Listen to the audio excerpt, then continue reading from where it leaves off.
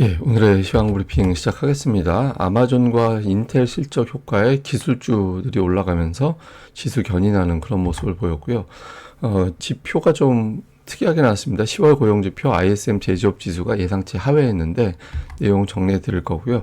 국채 금리가 많이 올랐습니다. 지표가 부진했는데 금리가 올라간 이유 잠시 또 이것도 정리해 드리겠습니다. 한국 관련 지표는 MSCI 한국지수가 0.18% 올라가고 야간 선물은 0.4% 올라서 주초에 우리 증시가 이제 올라갈 것으로 보여지긴 하는데 다만 이제 금리가 올라간 부분을 어떻게 반영할 건지는 좀 살펴봐야 될 것 같습니다.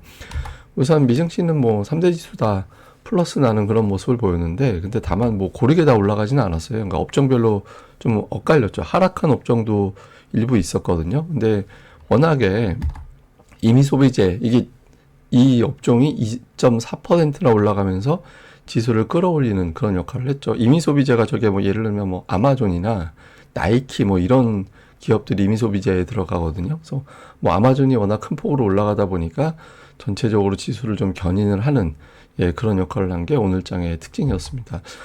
실제로 보면 오늘 6.2%나 급등을 했잖아요. 이게 올라간 거 말고는 대형주 내에서는 엔비디아가 2% 가까이 올라간 거 외에는 뭐 다른 거는 그렇게 역할을 못 했어요. 근데 이제 아마존이 6.2% 올라가고 엔비디아가 2% 가까이 올라가면서 전체적으로 지수를 끌어올리는 그런 역할을 했다. 이제 이렇게 보면 되겠죠. 뭐 엔비디아가 같이 올라간 이유는 이게 AI 관련된 투자를 계속 할 것이다. 이런 내용들이 기업들 실적 발표하면서 언급이 됐잖아요. 그러니까 그 영향으로 일단 추정이 됩니다. 근데 지표가 되게 특이했죠. 10월 고용 지표가 비농업 일자리가 12,000명. 그 지난달보다 줄어들긴 했을 거다 이렇게 봤는데 그게 10만 정도였거든요. 줄어든 거를. 그 전달에 20만이었잖아요. 그런데 그거보단 줄었겠지라고 전망을 했는데 그런데 12,000.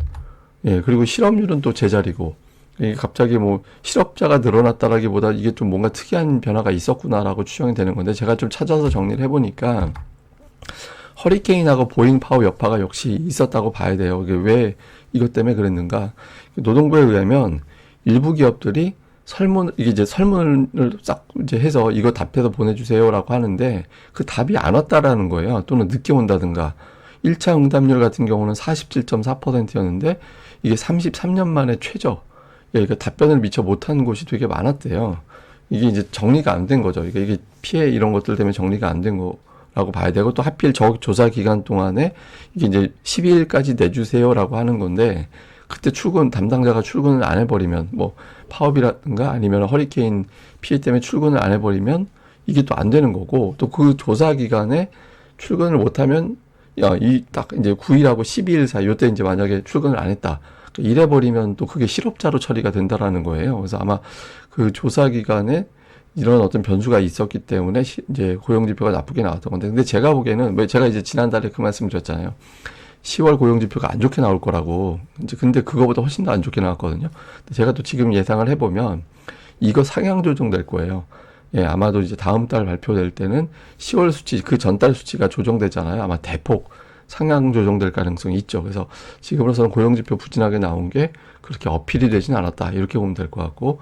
그 다음에 ISM 제조업 지수도 예상보다 낮게 나왔거든요. 좀 수치가 좀 밑으로 내려가는 그런 모습이 나왔는데 좀 다행인 건 긍정적으로 봐야 되는 거 이제 신규 주문이 1% 늘어났다라는 거. 신규 주문은 왜냐하면 저게 우리나라 수출 데이터하고 연동이 되는 그런 지표거든요. 그래서 뭐 신규 주문 늘어난 건 다행인데 다만 좀 부담스러운 거 가격 지수가 6.5% 올랐거든요.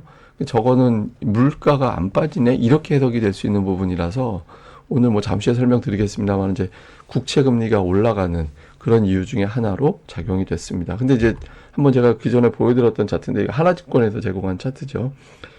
이게 미국이 금리를 내리면 2개월 정도 텀을 두고 제조업 지수가 회복하는 그런 경향이 있었거든요. 올라가는. 근데 그렇게 되면 다음 달에 발표되는 제조업 지수부터는 위로 올라가야 돼요.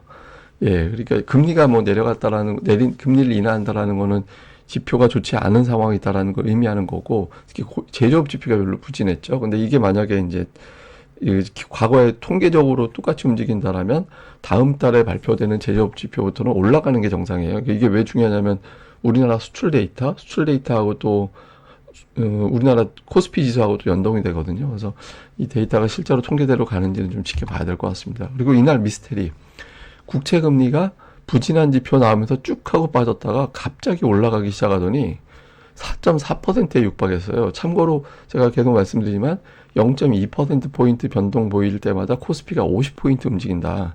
그러면 이 데이터대로라면 코스피는 한 50포인트 가까이 빠져야 돼요. 근데 이제 금리가 왜 갑자기 튀어 올랐지? 이렇게 이제 분석을 해보면 우선 대선 임박했잖아요. 만약에 트럼프가 된다라면 재정 적자가 확대된다. 이게 다시 현실이 될 것이다. 라는 것이 반영이 됐을 수 있고, 또 하나는 오늘 아마존 실적이 잘 나왔죠. 이게 이제 소비업체다 보니까 강한 소비를 입증한다. 그러면 소비가 강하다라는 거는 물가가 또 올라갈 수 있다라는 거고, 실제로 앞서 보여드렸던 제조업 물가 지수가 54.8이 나왔는데 이게 예상이 50 아래로 했었는데 올라갔거든요. 그래서 물가가 다시 올라가는 건가?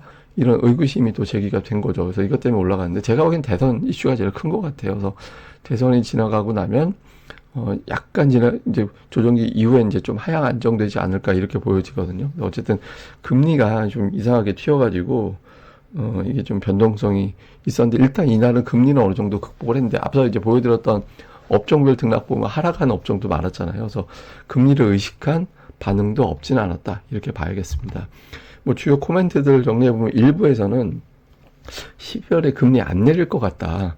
이런 주장도 제기가 됐거든요. 그래서 어쨌든 그런 주장도 일부에서는 제기가 됐고, 골드만삭스에서 재미있는 통계를 제시를 했는데, 헤지 펀드들이 최근에 레버리지를 20.6%를 늘렸대요. 그러니까 쉽게 얘기해서 어디서 돈 끌어다가 이제 주식 사는 비율을 20% 이상 늘렸다라는 거거든요. 근데 그 전 대선 때는 3.1% 줄였고, 2016년 대선 때는 12.1% 늘리고, 2012년 때는 5.6%. 그러니까 이전에 비해서 굉장히 활발한 레버리지를 쓴 거죠. 그래서 아마 강한 경제 지표 때문에 증시가 올라가는 걸로 베팅한 게 아닌가 이렇게 주장을 한다고 합니다. 어쨌든 이런 데이터가 있었고, 또 일부에서는 이제 변동성 지수가 계속 높은 수준 유지하고 있거든요. 그래서 이게 시장이 좀 흔들릴 가능성이 있는 건데, 이건 일단 선거 끝나야 될 것 같다. 아무래도 투자들이 선거에 따른 변동성 확대 이거를 의식을 하고 있는 거라서 선거 끝나야 이 데이터는 좀 안정이 될 것 같다. 이렇게 전망을 하고 있다고 합니다. 그리고 CNBC 보도에 의하면 10월까지 S&P 500 지수가 19.6% 올랐는데 이 대선 열리는 해 기준으로는 1936년 26% 이후에 최고래요. 과거 데이터 상으로는 평균적으로 대선 열리는 해 10월은 7% 정도 올랐다고 합니다. 근데 10월까지는 이거에 비하면 상당히 강한, 올해 들어서 증시가 유난하게 강했다고 볼 수 있는 대목이죠. 어쨌든 이렇게 됐다고 합니다. 주요 종목은 슈퍼마이크로가 폭락을 오늘도 했습니다. 10% 빠졌는데 이게 주중에 $50 가까이 갔던 종목인데 지금 종가가 $26예요. 예, 거의 고점 대비 반토막 가까이 나버리는 이제 회계 부정이 실제 있었던 거 아닌가 이런 의심을 받으면서 빠지고 이것 때문에 공매도 세력들이 지금 $20억 벌었대요. 예, 그러니까 아마 이거는 공매도 여파도 굉장히 큰 것 같습니다. 그래서 지금 요 한 종목에서만 공매도 세력들이 잔치를 벌이고 있다. 이렇게 보면 될 것 같고, 인텔이 7.8% 올랐거든요. 예, 근데 제가 이걸 주목하는 거 뭐냐면 어제 제가 보여드리면서 글로벌 IT 기업 중에서 삼성전자가 그나마 제일 괜찮았다. 이번 주 중반 이번 주 들어서 통계를 보면. 그래서 이제 제가 뭐 못난이 주식이라는 표현으로 하는데, 못난이라는 게 뭐 이런 거죠. 그러니까 상대적으로 소외받았던 종목을 저는 못난이라고 표현하거든요. 그래서 좀 소외받았던 종목들 쪽에 주목도 좀 주목을 받는 게 아닌가 이런 종목들이 뭐 이런 추정이 되는 거죠. 그래서 어쨌든 삼성전자, 인텔 이런 종목군들이 지속성을 과연 보일 수 있을 거냐 이것도 좀 체크를 해봐야 될 것 같고, 그다음에 태양광 업체가 금리가 올라갔음에도 불구하고 주가가 올라간 것도 특징입니다. 왜냐하면 태양광은 되게 많은 돈을 빌려다가 써야 되는 그런 구조라서 이런 종목이 올라가는 게 사실은 논리적으로 쉽지는 않거든요. 어쨌든 올라갔다라는 점에서는 좀 특이한 점으로 퍼스트 솔라 이 종목이 5.4% 가까이 올라간 것도 특징적인 모습이었다 이렇게 봐야겠습니다. 한국 관련 지표는 MSCI 한국지수 0.18% 올라가고 야간 선물은 0.4% 올랐거든요. 그래서 주초에 우리 증시는 일단 플러스로 출발할 수 있는 환경은 만들어 놨는데 이제 출발하고 나서 과연 저 금리를 어떻게 바라볼 거냐, 일시적인 현상으로 볼 거냐, 요게 이제 관건이 되지 않을까 이렇게 이제 보여집니다.